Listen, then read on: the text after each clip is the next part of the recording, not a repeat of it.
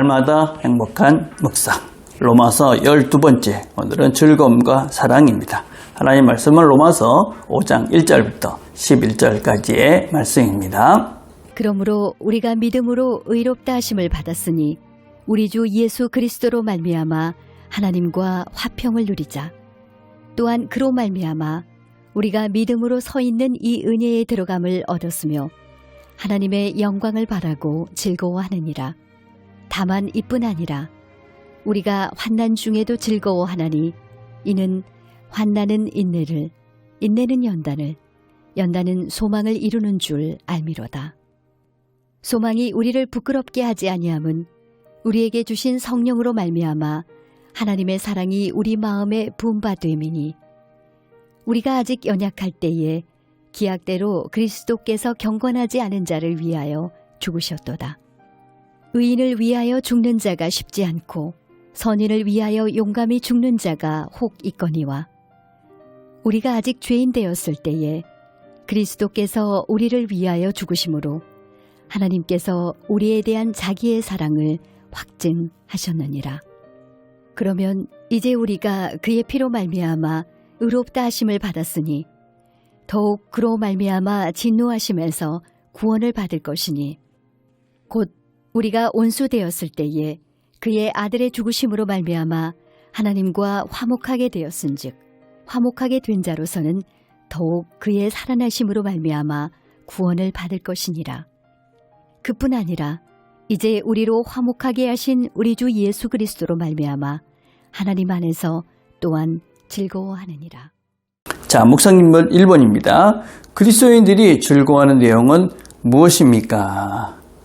오늘 본문을 보니까 하나님과 화평을 누리자. 그리고 하나님의 영광을 바라고 즐거워하느니라. 어떤 사람들이 이 은혜에 들어감을 얻었기 때문에 그렇다. 그렇게 말합니다. 그러니까 하나님과 화평을 누린다. 하나님과 하나가 되는 것입니다. 어떻게? 하나님의 은혜로. 하나님의 은혜를 알고 우리가 하나님과 화평을 누리고 하나가 되므로 우리가 이 땅에서 하나님과 즐거운 삶을 산다. 그 얘기를 지금 하고 있는 것입니다. 그래서 하나님과의 관계가 회복됐다.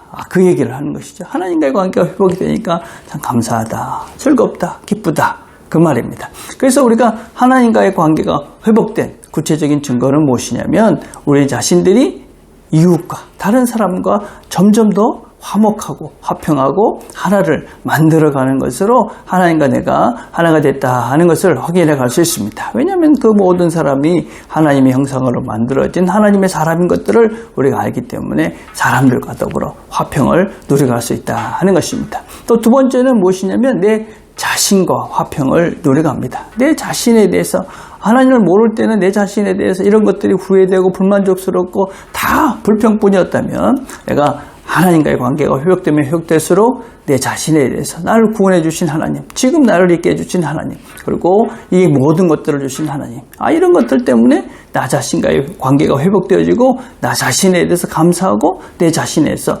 만족하는 그런 삶을 살게 되어집니다. 그래서 우리가 하나님과의 관계가 회복되면 그것은 하나님과 나와의 은밀한 관계 속에서 이루어지는 것이지만 실제 삶 속에서는 다른 사람과 화목을 이루고 또 내 자신과 화목을 이루면서 이 땅에서 우리가 평화로운 화평스러운 삶을 살 수 있다. 자, 2번입니다. 바울이 고난이나 환난을 대할 때의 특별한 점은 무엇입니까? 우리 5장 4절에 보니까 인내는 연단을, 연단은 소망을 이루는 줄 압니다.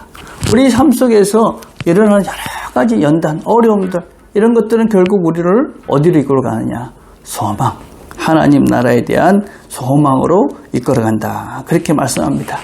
우리가 믿음으로 하나님이 일을 하신다 하는 것이 믿음입니다. 근데 그런 믿음이 아니고 뭔가 내가 무엇을 열심히 해야 된다. 그래서 그것을 구원을 이룬다면 우리가 이런 환난을 당하면 아마 좌절할 것입니다. 내가 이리 노력하는데 왜 이렇게 어려움이 있나? 아니면 내가 이런 노력을 해서 이런 어려움을 겪으니까 이런 어려움을 내가 이겨내면 내가 구원을 받을 자격이 되는 것인가? 그래서 어떤 면에서는 자포자기 하거나 교만해질 수 있죠. 근데 우리는 그렇지 않습니다. 하나님이 하시는 것이다. 그래서 우리가 어떤 고난을 당하면 당할수록 하나님이 이것도 이길 수 있다.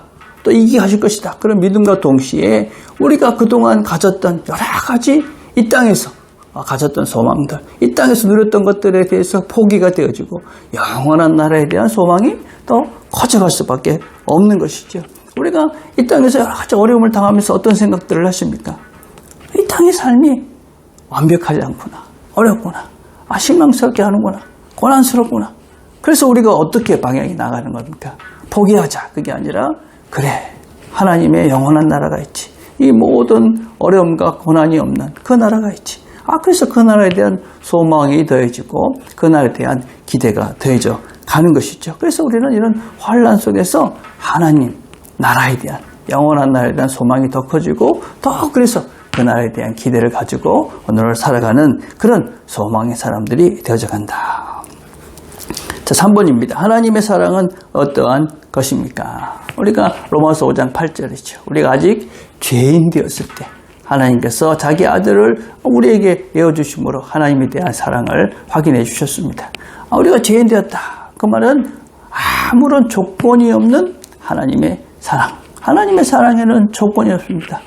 우리 자녀가 부모가 자녀를 사랑하는데 조건이 없듯이 하나님이 우리를 사랑하는 데는 아무런 조건이 없습니다. 그래서 우리는 하나님이 우리를 사랑하신다 하는 것을 깨닫는 순간 우리는 어떤 죄를 지어도 그것 때문에 좌절하거나 절망하지 않습니다. 내가 죄를 지어도 하나님이 나를 사랑하기 때문에 이 죄를 통해서 또 하나님께서 좋은 일을 더 나를 더 좋은 사람으로 만들겠구나. 그런 기대를 가지고 그 죄를 지어도 다시 하나님 앞에 은혜의 보좌 앞으로 다시 나와 회개하고 또 새롭게 시작하는 것이죠. 그게 하나님의 사랑을 아는 사람들이 있죠.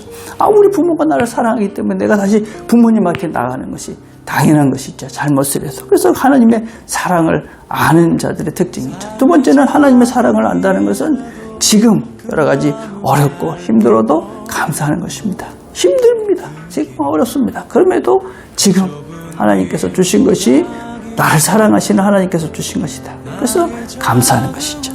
세 번째는 우리가 하나님의 사랑을 아는 우리는 죽음이라는 것에 우리가 매어 살지 않고 죽음 때문에 공포스럽지 않고 죽음 넘어 영원한 나라가 있다는 것을 확신하고 지금 여기서 힘들지만 하나님 나라에서 그 영원한 나라에서는 하나님과 함께 영원한 행복을 누릴 것이다 라는 소망을 가지고 오늘을 또 영생을 기대하며 살아갑니다. 그래서 우리는 하나님의 사랑 이걸 온전히 알게 되면 우리는 우리의 어떤 삶들 속에 좌지우지되는 것이 아니라 그 사랑에 기반을 두고 그래서 꿋꿋하게 그 걸음을 걸어가며 이 땅에서 하나님과 함께 하나님의 그 나라를 누려갈 수 있는 삶을 살게 되어집니다.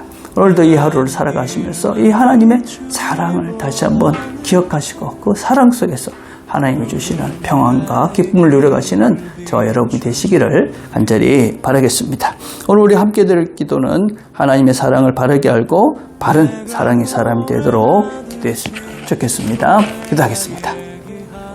하나님 감사합니다. 오늘도 함께 말씀을 들었습니다. 들은 말씀을 잘 기억하고 무엇보다도 하나님께서 우리를 사랑하시는 것을 기억하고 어떤 형편 속에서도 그 사랑을 의지해서 우리가 영원한 나라까지 가는 그때까지 더 큰 소망을 가지고 하나님과 함께 이 길을 잘 걸어가므로 기쁨과 복된 하루하루가 되도록 은혜를 베풀어 주시옵소서. 예수님의 이름으로 기도드립니다. 아멘.